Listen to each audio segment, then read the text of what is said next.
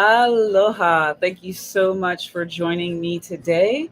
I am doing all the technical stuff. So if you've been invited to this very special preview, I thank you so much for everything. And I would love your feedback. I'm testing out all of my like links and all this good stuff. So I appreciate your time that you're going to spend this hour with me today. We have a lot of information to go through. And so, again, just thank you so much. I'm going to go ahead and get our presentation started. Give me just a moment here. Um, Please like, subscribe, share. Let me know what's going on in the back. I'm getting lost here. Did I even share my screen yet? Okay. I have like 3 screens right now and I'm not sure exactly what I should be. Okay, anyway. Thank you so much. Here we go. Let's go ahead and get started. Oh, not exactly. Okay, so spiritual warfare 101. Shoots. I really wanted to see if I can figure this one out. Let me see. This one, this will work. That's what we want to do. Okay. So, spiritual warfare. Thank you for spending these couple seconds working out our technical. So the whole aspect of today that we're going to be working with is we're going to be going through understanding what spiritual warfare is, what we can do about it, and kind of just understanding its origin, because we think that it's a brand new concept, but it's actually been here for quite some time. So, oops, okay, this is frustrating. How am I going to see my notes? I'm just going to remember from smoke. Fairy tales can come true. It can happen to you if you know how to use your technology. And we tried this so hard yesterday. Um, uh, so spiritual warfare has been with us for quite some time. I wanted to start off with doing a little bit of a uh,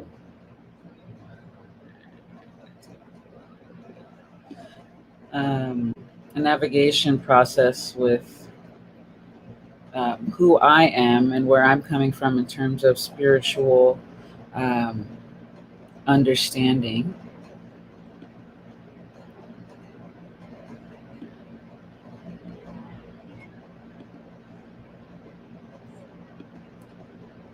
And where my background comes from. So already I have to go, maybe I can just, okay, so I guess what I'll do is I'll just split the screen with you so you can kind of see what I'm working with here.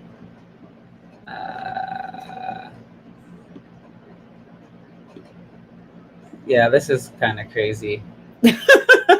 So I wanted to start off with a quote from my favorite movie. The greatest trick the devil ever pulled was convincing the world that he didn't exist. In today's world, we're often faced with the dichotomy of who is actually um, the leader of what's going on in society. And right now, we being a majority of people are giving their power away. And it isn't a brand new concept, giving our power away. It's actually something that we've been trained to do. So I want to give you a little bit of background about myself and where I come from so you understand just how important this topic is to me. Wait.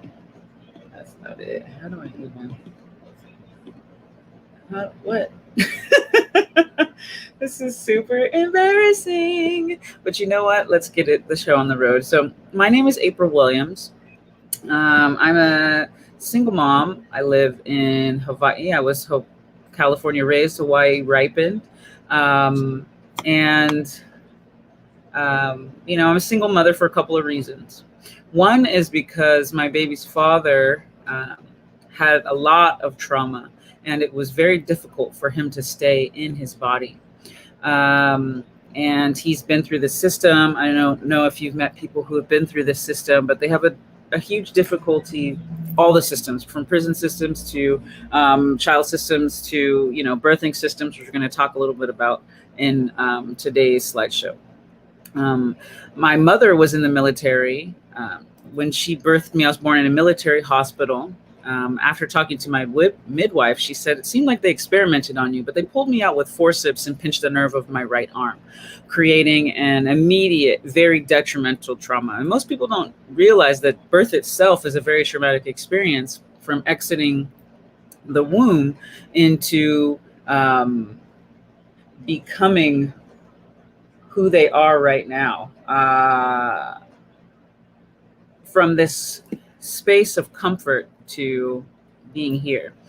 Anyway, my mother was obeying the doctor. They blamed her. They said it was her fault that I don't have a working arm. And to this day, they still haven't given me any assistance with being able to help with my arm, be it medical, proper treatments, all of these things. They've just kind of put me on the back burner, and then how bureaucracy works, you get caught up in paperwork.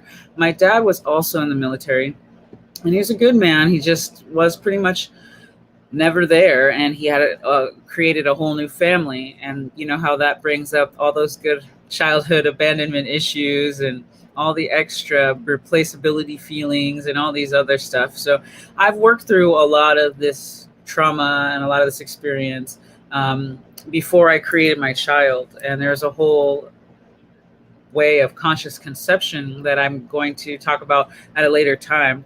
But for now, let's just go ahead and get on with it. Oh, I was also raised by my grandparents because they refused to send me to Japan when my mother was stationed in Japan.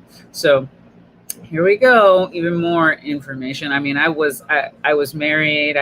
Went through a whole gaslighting situation where he was actually trying to steal my identity. One, suppress me away from my spirituality, and two, kind of steal my shamanic identity, which was given to me through all this training. Like, I've been luckily adopted by different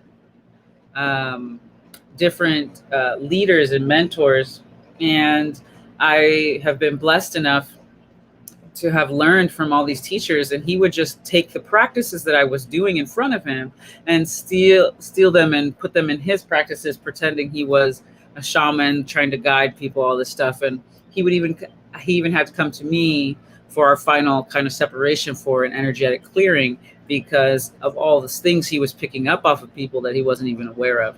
So yes, I have been through it all. So we are at war right now.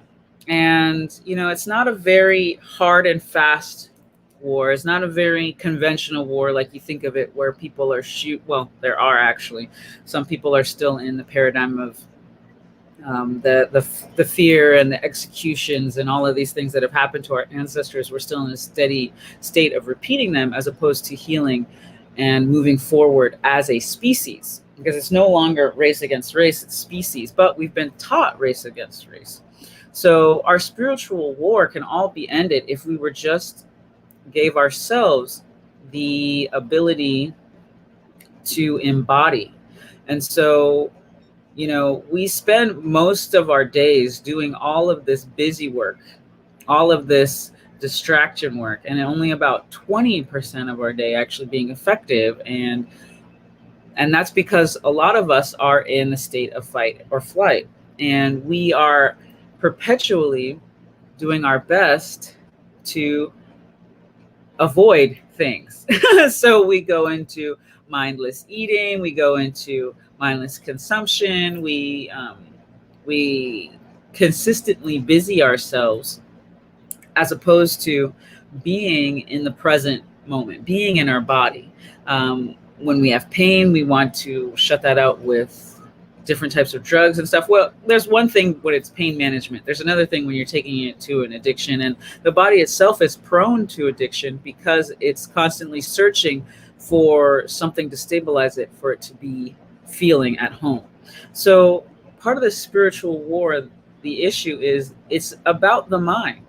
Now, the mind is attempting to make itself superior to the body. It's attempting to separate itself from the spirit. And we've been trained to think that our spirit is divorced from our body. But actually, our mind has been trained to divorce the spirit from itself, right? And then it's also trained to say that the mind is different than the body.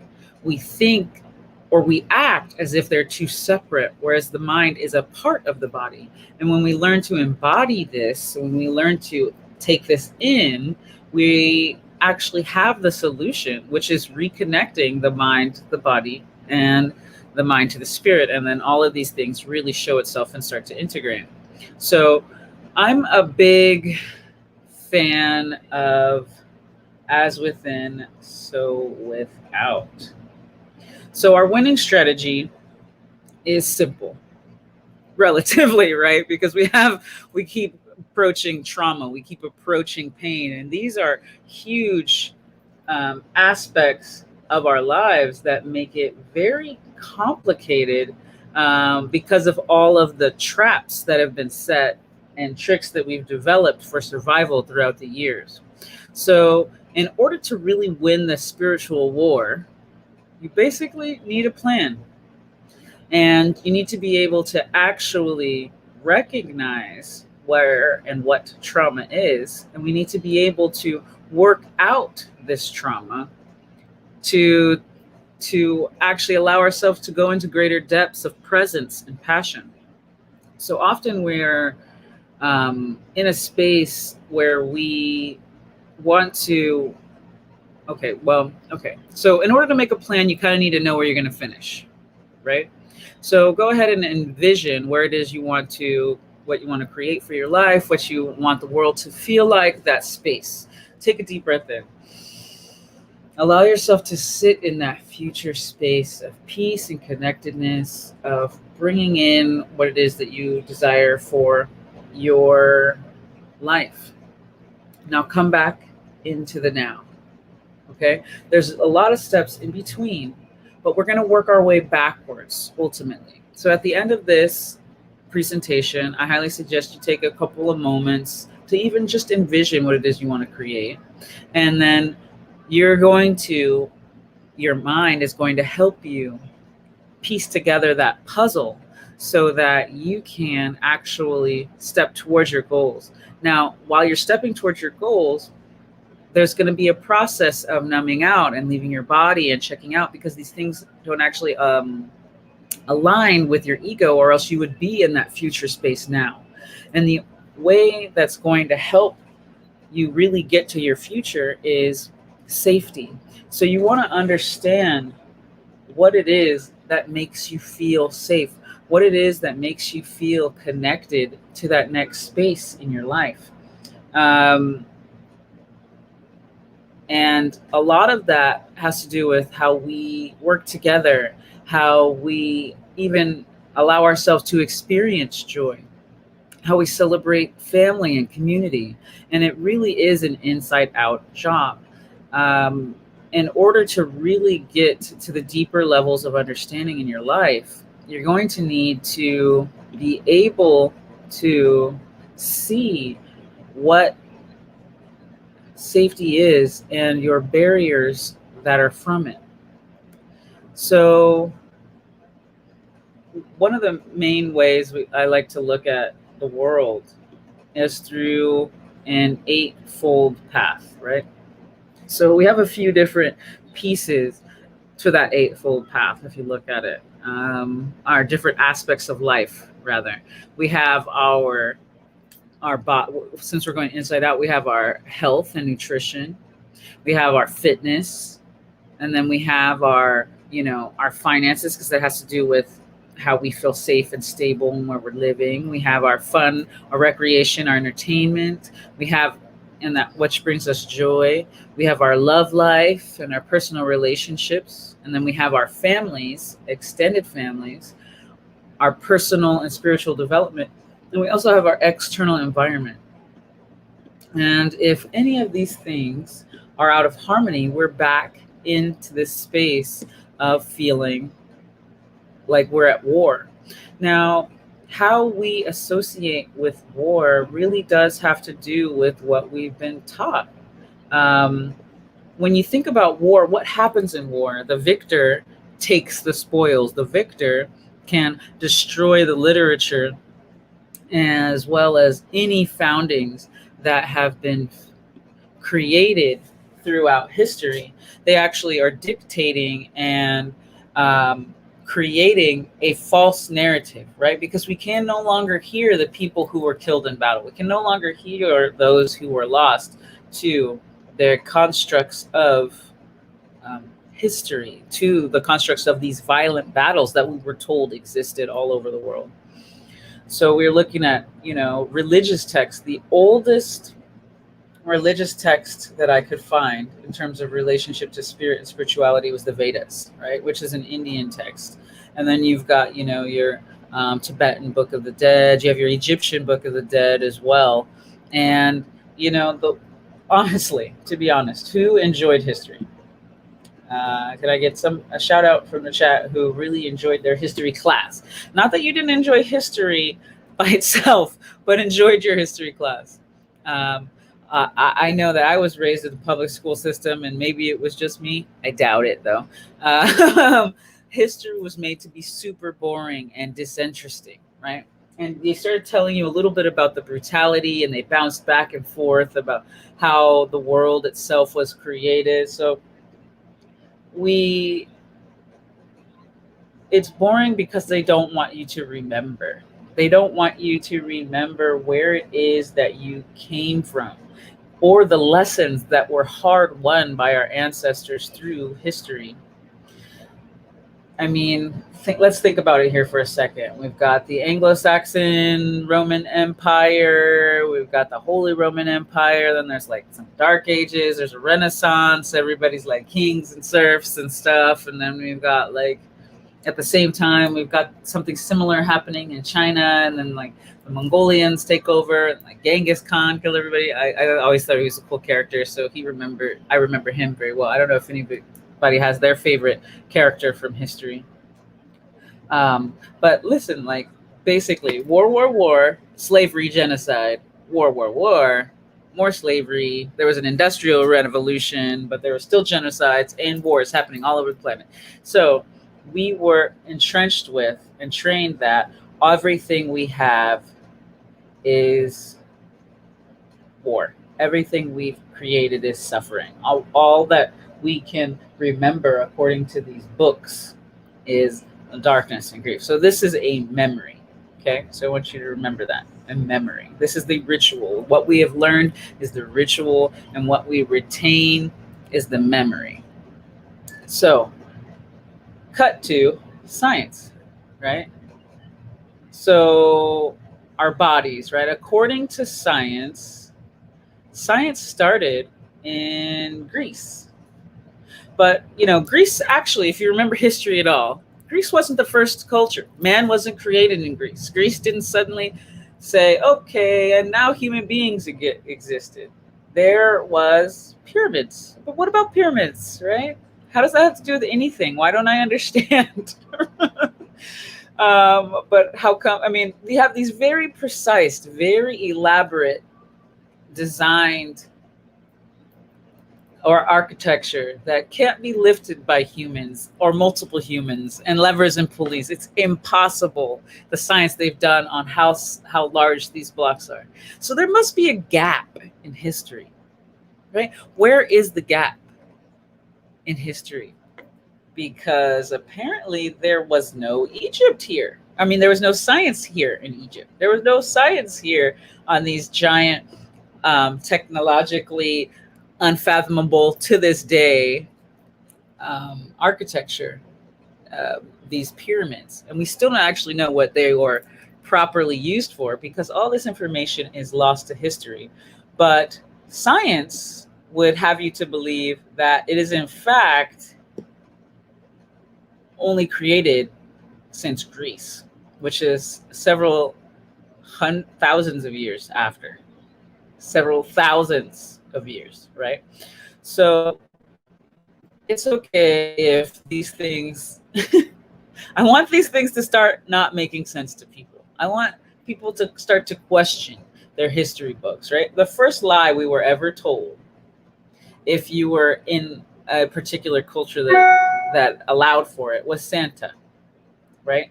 Your parents, your caregivers let you believe that Santa Claus, and according to, depending on which culture, but most people think of him as a big jolly white guy, which is super cool. Like, he's super awesome. I'm not hating on Santa. But I am hating on the idea that we perpetuate lies and we're told that this is going to make our child happy. But when in reality, we're actually deceiving them. So, long story short, religion. Religion used to be a pantheon, right? Even the Greeks had multiple, deities. Now, I'm not saying that the one God is not an ideal, but what it does is it disassociates you from being part of the multiple cultured life. So all these cultures had a goddess and a god, or at least a male and a female. Some of them even had animal attributes. And these animal attributes meant that everything was a part of this experience.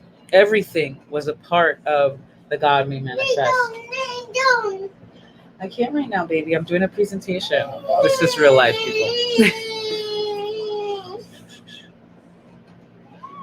Okay, so let's go back to the one true God.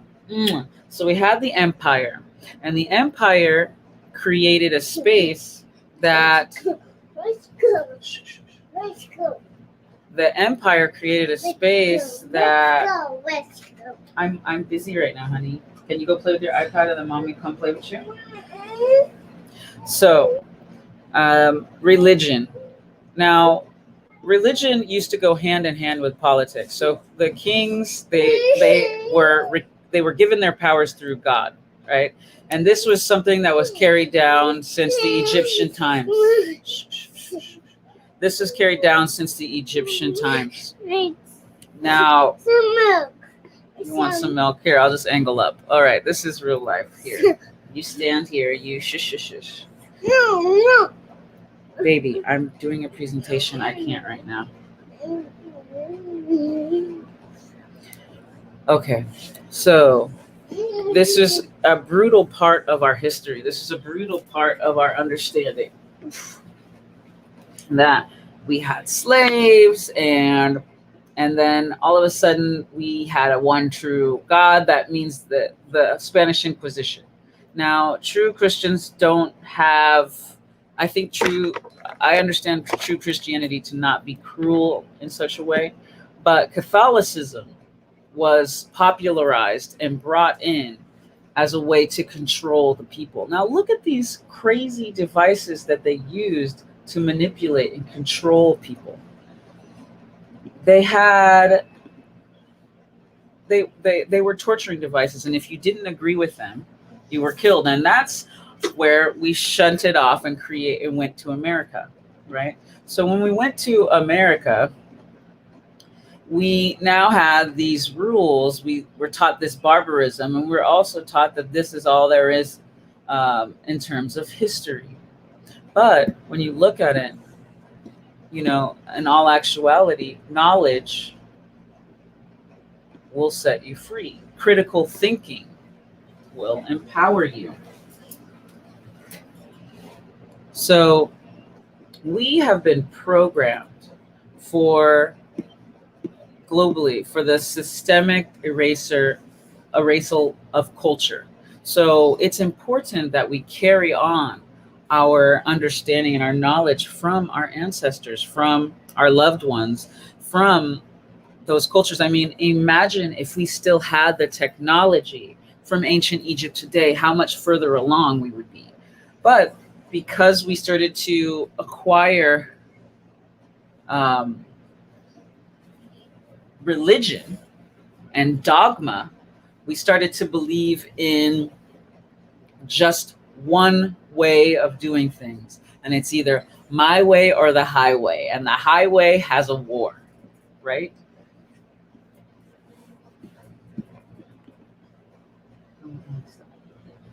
So, and the highway has a war. And so now let's get back to, hold on. Let's get back to science. Science was created.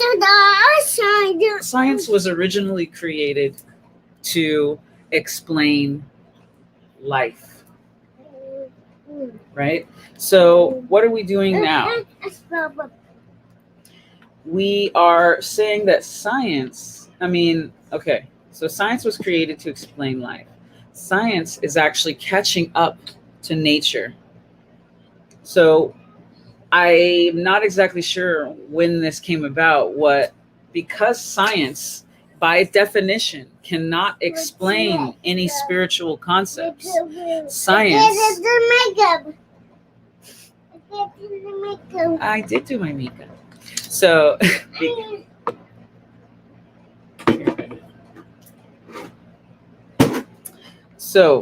science technically cannot explain, by definition, spiritual concepts. And so they were separating the church and the state. Science and spirituality were separated, created an us versus them, which has been instilled since the Holy Roman Empire or the Spanish Inquisition. Well, actually, it's much earlier than that, so excuse me. It's always been an us versus them mentality.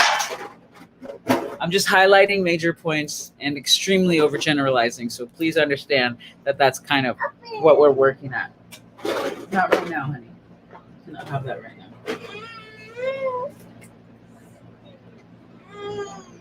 All right, just bring a little bit more sage to keep it calm in here.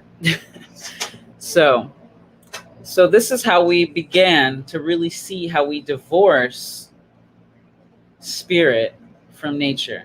This is how we see that it's an us versus them. This is how we see how society has entrained itself to understand this tiptoeing in order to be warranted the space to live. Sit down. Now, that can't be further from the truth. What's really needed is balance. Nature was here before we were. Sit down, honey. Nature was here before we were. Nature was here before science. The earth was here before science existed. The earth was here before humanity existed. And just imagine, science is trying to catch up to. That's TV. That's TV. Yes, baby, that is a nice TV. Science is trying to catch up to nature. So, guess what? That means that the earth was here before money. The earth was here before war. The earth was here before religion. And now I want to talk a little bit about what the current religions are. The current religions that I'm observing. So religion is something that people put as paramount, as the reason for being, their motivation. We've got money, right? You've heard money is king, money is God, and what it's like, oh, okay, maybe I should reorder these because we believe in hierarchy first, right? Because we were taught that we were suppressed by others. We were suppressed and ruled by the king. Someone that owned this land and I had to do the work on this land for them. Someone owned me, so I had to work on that and do these things. This is not accurate. These are concepts that were taught to us in order to give our power away. In most religion, you're actually okay. You can have some when I'm done. Some toothpaste. I know you want some toothpaste. You can have some when I'm done. Here, we were taught to give our power away to an external force, to an external being, to money, now to science, right? And because science is divorced of spirit, and science itself reinforces hierarchy, because you look at how science is studied and what is working with gene, the level of gene understanding. And then we also have a religion of power. There is more power in them than there is in us. We have been enforced to. Let me just a second. Boy. So here, come here, stop. Honey, come here.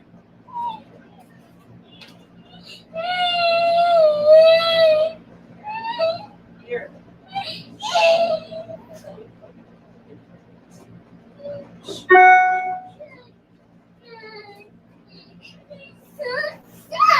Look, don't be sad, baby. Don't be sad. I gave you what you wanted. I gave him his toothpaste, people. Anyway, we've been taught that this new paradigm holds with it a hierarchic system. And that hierarchy is actually an invalid.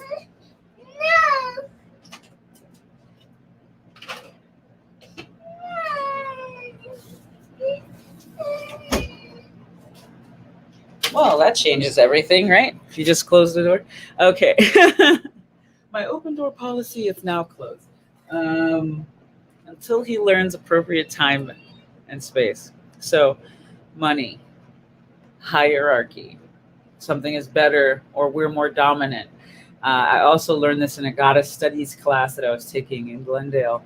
And it turned out to not necessarily be just a goddess studies class. It was a class about how women are basically oppressed by a majority of religions, and that leads a whole new space. But it's because the power was taken away from the man, and so the first way the man could show power was to dominate the woman, and the religions were designed to reinforce that. I mean, even within the context of reading text from Buddha understood that this is the time period in which we are in. It's not necessarily that men are dominant over women, but that's another reason to look at why there's no many faces of God. So as we go out of the old paradigm and we look at how religion teaches us, how money teaches us, we get to start to understand that words, even our language, can be cursed, can be curses. So we really need to pay attention to what we're putting out into the environment around us. It takes a millisecond to breathe and be conscious of where the origin of your thought comes from, the origin of your words, responding instead of reacting, really showing up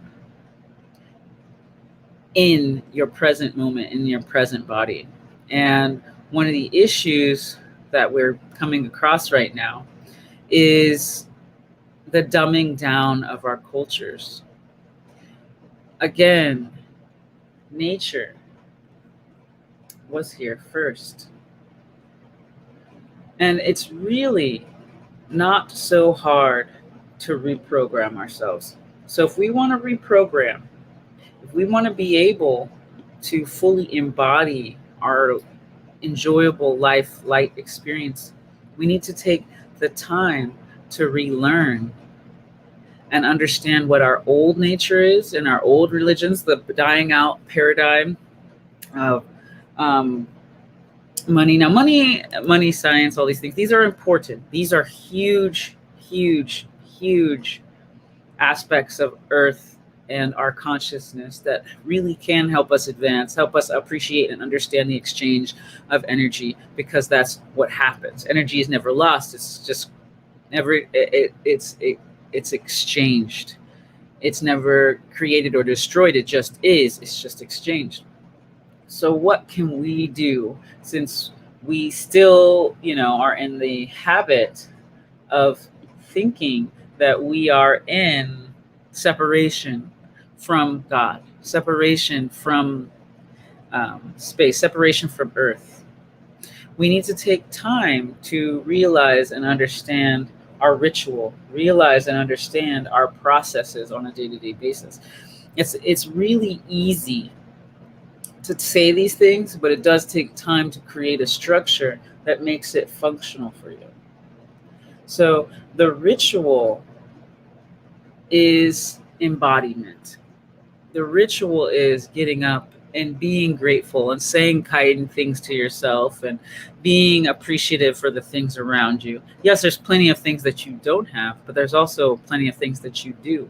And so taking the time to realize that you are one of the faces of God, because God is always in alignment with you, always in alignment with what it is that you are attempting to create and step toward. But you do need to get out of your own way. And that is where the ritual comes in.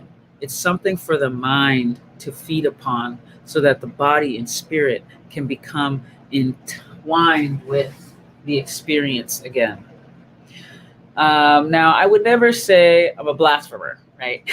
Right? Because I totally believe in a higher power. I totally believe in God. I'm very Christian, but in a different sense. I'm not in the we can be abused or we can abuse someone and take no responsibility. That's completely different than what I'm talking about. What I'm talking about is the priestess energy, the space of being like Christ, the space of being in holy union and following the golden rule, which is why my company is named the way it is.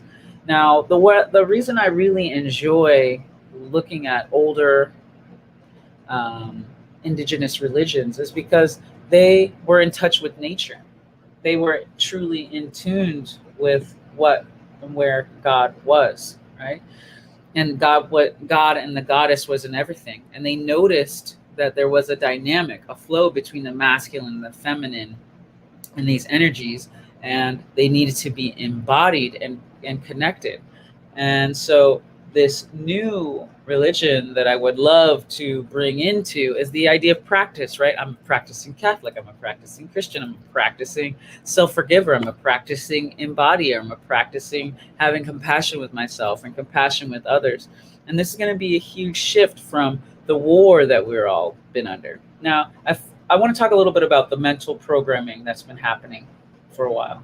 Now, we've been programmed from the moment of our birth, especially if you've been born in a hospital. You're separated so rudely from your mother. Like I said, you're in a safe space container, but depending on your ethnicity as well, this is more severe in others than it is in some than others. But we're at war with the woman's body. And our earth being a very feminine elegant, we are sort of in war with her. And if we're at war with the mind, if we're at war with ourselves, then we're at war with our planet. But that's a whole nother level. So spiritual warfare, the war on the body. Now, I studied conscious conception. And like I said, I'm going to be doing some more information and stuff about this in the future. But this is important. You should really care about this and notice that if you've entered the world and you're not able to, because I was able to do a home birth, and what happens naturally is your child comes out, they want to, they naturally start to crawl or wiggle towards your breast so that they can get milk. So when you are born in a hospital, you're pulled out of your mother or taken out of your mother or cesareaned out of your mother, and then immediately poked and prodded and wiped and all this other stuff so that you can be made clean and all these other things when there's a healthy oil that's on your body and the placenta, you're you're clipped from your placenta, which has a lot of vital blood that has to finish pumping, because it's a whole organ that grew you, finish pumping into your body to keep you at your optimum health, right? And so, I mean, come on, they're circumcising babies at birth. They're giving them shots. They're like poking their eyes, all these things that would never, ever happen naturally. And, you know, being back labor is actually the super worst for you. So many women have this spine dysplasia because they were it was dysplasia is the wrong word. That's a technical word. I want to clarify. But there's some issues that happen with hip pain and hip displacement because they're birthed on their back. Back labor is actually the most non-natural form of labor unless the woman has chosen to be on back labor. So it's key for us to, I mean, naturally squatting. Come on.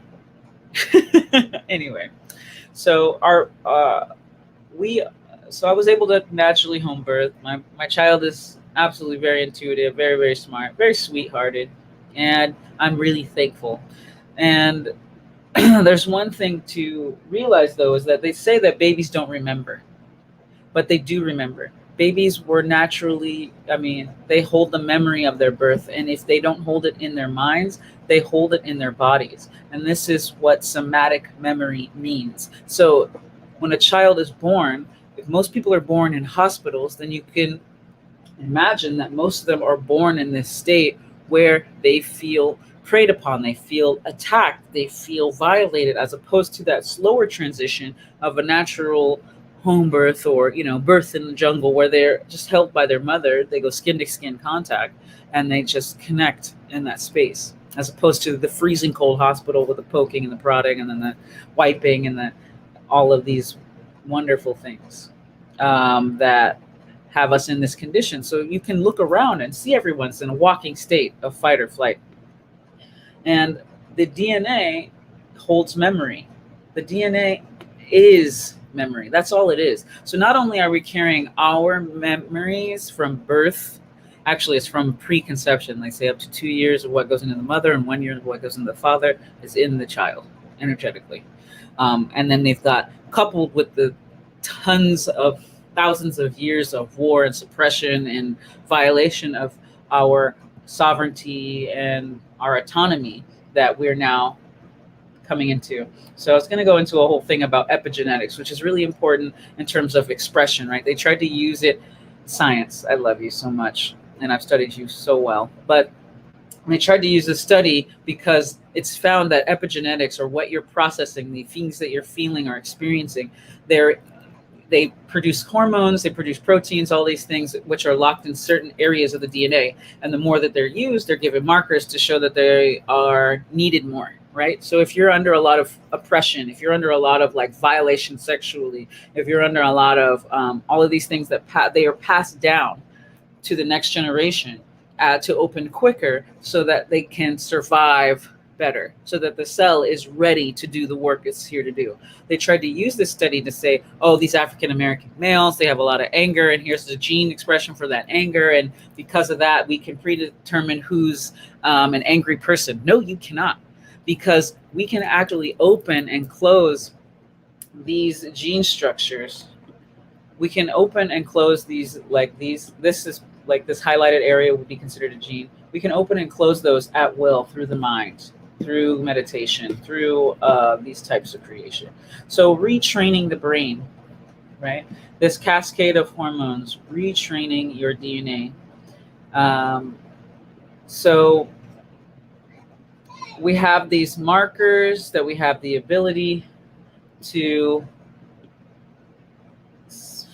let me just skip because I'm running out of time and I want to do an energetic healing with everyone to help them stay in body, right?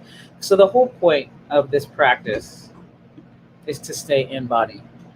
Every day we're going to experience more and more of this back and forth between the stress of the external environment, it's like real life, right? The stress of the external environment and these states of inner peace. But we can start to integrate them and overlap them so that instead of after battle, we just want to shut down and shut out what's going on in the world. Imagine more slides of pills and, XYZ. But taking that time to realize where these thoughts are coming from and where the spiritual warfare is actually happening, and saying, it's okay. I am here now. I am in a space of peace. And you take back and go into your practice of your religion.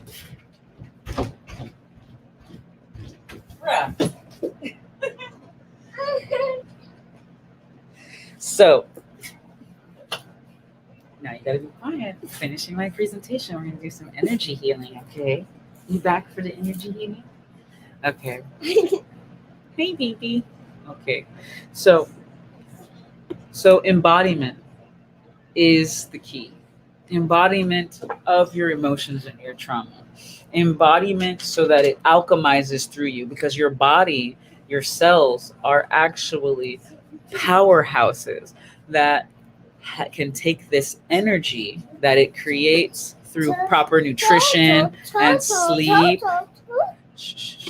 Proper nutrition and sleep and exercise, which strengthens the body and strengthens its understanding, as well as meditation that calms the mind, because we need to be stronger and calmer than our mind. No, go around. Go around. Babies are cute, right? I will figure this one out. Don't worry. He's so tired. Why are you so tired? When did you get tired? Come here. Come here. I'm trying to do a presentation. I have like 10 more minutes. You gotta calm down. Okay. Okay. So you want to be able to express your emotions, release them through tears and whatever is necessary. Have your fit if you need to, but understand that you're safe and protected and everything is working out in your favor. If you can repeat, let's say, mantras or getting into flow with your body, keeping up with your exercises because you need them. Your mind needs the ritual, right? Your body needs the consistency to remain at its elastic, I almost want to say elastic peaks, right? So you know how if you exercise, you start to feel healthy, and you stop exercising, you start to feel slower, and that you don't have as much as you did before. You can't lift as much weight as you did before. So all of these things are representations of that. So how we're going to do that is through embodiment, and I will show you an embodiment practice after I'm done with the rest of this little presentation. All right, so we can retrain our brain. Thankfully, we can enter into this new golden age together, hand in hand. We just need to realize we're at war. Because we are so, I am totally as within, so without, as above, so below. What we think in our mind is what we've created in our reality. We all needed a break. We were all sick and tired. We were all felt like we were dying. And I know that this is really broad and very harsh strokes verbally, but I need you to understand that there's a way to intrinsically shift this, especially if you're holding your energy and connection with the great I am. With your connection with the great I am.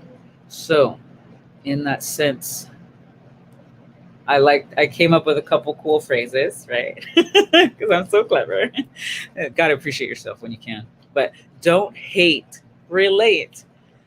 Let some people have their trauma. Don't take trauma away from them. Don't gaslight them and tell them that's not there. Don't feel it. Just ignore it. Whatever. It'll go away. No. Tell them they might need additional help. Tell them to get a therapist. Tell them to help understand and integrate these things that happened in the past, but they aren't happening right now. We actually have to do the deep DNA work of going into and forgiving for our ancestors that held on to these grudges, that held on to this.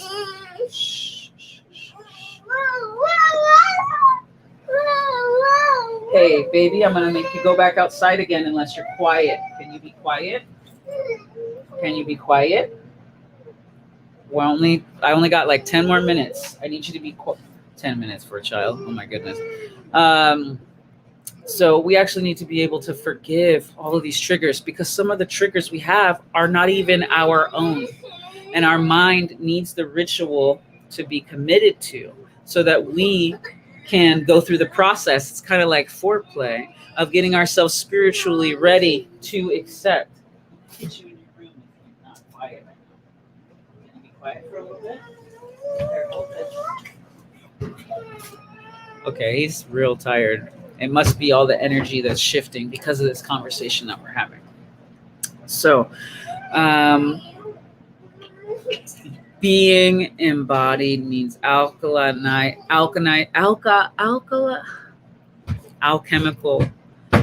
changes. The energetics we can all feel. When you shift your energy, because we're all bodies of water, which I go deeper to in my program, which I'm going to mention in just a minute. We are attracted to each other. We shift each other. And just by acknowledging this, we're able to shift so much more. Ritual is really important. If you feel like you've been cursed, if you feel like you've cursed yourself, if you are blocked in so many different areas, I've actually created a ritual kit that you can purchase, where you're working with 2 other people that have different, if not similar problems, right? Because we're all going through something similar right now. And this helps set up the smoke or the fog around the issue at hand, and block whatever is blocking you. Block whatever is keeping you from being in your present state, in your present body. It also allows you to be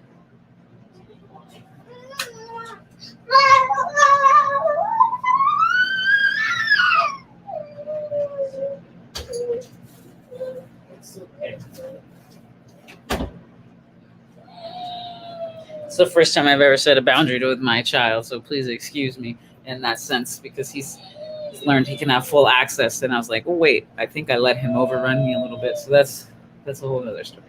Anyway, so this protection ritual takes you through the process through a 3 moon cycle, and you can actually go ahead and email me on my website if you want the free ritual.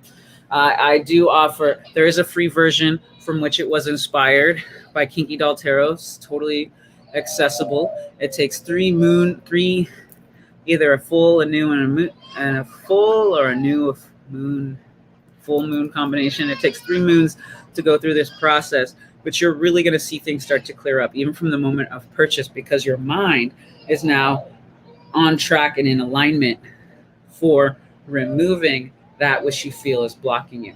So this is normally $188.88, but for y'all, it's on sale now for $99.99. And if you're into that new, very soon I will be coming out with my 9-week Inner Alchemy Intensive, which or Inner Alchemy Academy, which is going to guide you through the process of awakening in a more digestible pace. But it's actually still pretty quick, because I'm going to be taking you through all of the chakras. Well, a majority of the body's chakras, some external chakras like the Earth Star. It's like a sky diamond kind of and we're going to go through the hand chakras, how to do energy work, how to relax and open up into your energetic powers and your superpowers, as well as teach you how to work the energy on others and how to hold the space for your children and all of these wonderful things. And then I also wanted to mention, just a minute, I've got a Golden Life Embodiment Coaching package. You can email me right now for the first 12 people after this show or this live. I'm offering it for $444 a month, which for the first 12 people, and then it goes up to $777. And this is really It has a bunch of exclusive content. We've got recorded meditations, recorded energy healings, trauma and shadow clearing. I also teach you how to do trauma and shadow clearing for yourself and those around you. I do intensive DNA healings, movement practices to show you how to embody, because a lot of people, we want to meditate with our eyes closed, but really once you get through meditating with your eyes closed, you need to meditate with your eyes open, because that's what's going to bring you in the present moment and bring the God space or that energy that you feel connected with into the now. So you can just take these things that I'm saying to you and actively practice them. If you want to work with me one-on-one, great. I'm going to do weekly channeled in energies. So these are going to be private videos that you're going to be able to hear, because I just full channel. I'm very clairsentient or cognizant. Well, actually kind of both, right? We're all clairsentient. We all feel each other, but sometimes we just know. And I'm one of those people that just knows. So we can go through and I can teach you how to read patterns and how to awaken this within yourself as well. I have a recommended reading list to really help you on your pathway through this ascension period. I'm going to do, for each person with this package, I'm going to do a 30-minute one-on-one, as well as 2-hour group coaching energy sessions. And we can talk about and do anything in that period, from energy work to energy clearing, DNA healing, any private one-on-ones, any questions that you have. Be great. Plus, you're going to get, with the embodiment coaching package, you'll get a 50% discount on the 9-week app, the Inner Alchemy Academy, once it comes out. You know what? I'll go ahead and throw in, for those of you who are watching, and just mention the Lionsgate from 2021. I'll throw in the ritual package for 50% off. So thank you so much for watching my presentation today. Let's go ahead and cut to it, since I'm cutting it close, and you're going to get to see how powerful this alchemy really is. Okay, so let's go ahead and do an energy healing now. We've got about 5 minutes. If you have any questions, feel free to put them in the comments. I'm here for you if you need me. And let's take a couple of minutes. Rub your hands together. Kind of pat your feet on the ground. Tap, tap, tap. Start to feel really present. You have some water. If you have any water near you, definitely. Man, this thing was clearing demons. I tell you what. Feel your body stretch, stretch, stretch. Okay. I want you to take a deep breath. I want you to roll your shoulders. I want you to roll your hips. Let your body sway from side to side, front to back. Really get present with yourself. I want you to start by hugging yourself, rubbing your shoulders and your arms, rubbing your legs. And I want you to repeat after me. I am safe. I am safe. I am safe. I am protected. I am protected. Don't forget your back. I am protected. And then I want you to hug yourself and rock back and forth. I know, repeat this, I know I am loved. I know I am worthy. I know I am loved. Rub your hands together, place them over your third eye, and say, I am open to see my highest self in reality. Again, I am open to see my highest self in reality. I am open to see my highest self in reality. Open your eyes and put your hands over your heart. Take a deep breath in. I am open to feel my highest love. I am open to feel and experience my highest love. I'm open to feel and experience my highest love. Now put it over your solar plexus. I know I am powerful. I know I am powerful. I know I am powerful.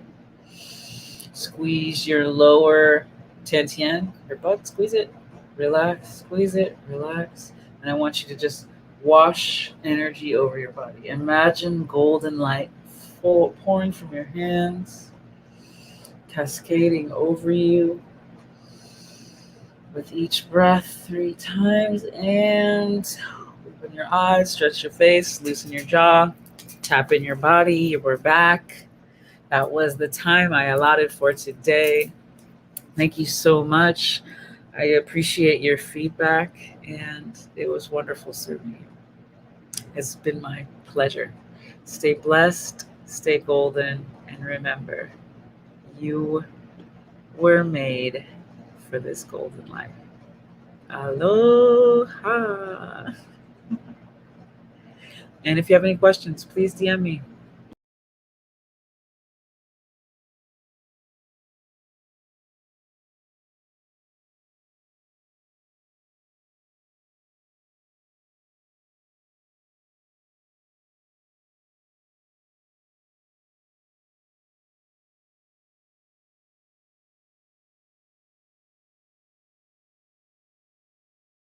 I guess I ended the broadcast without closing it.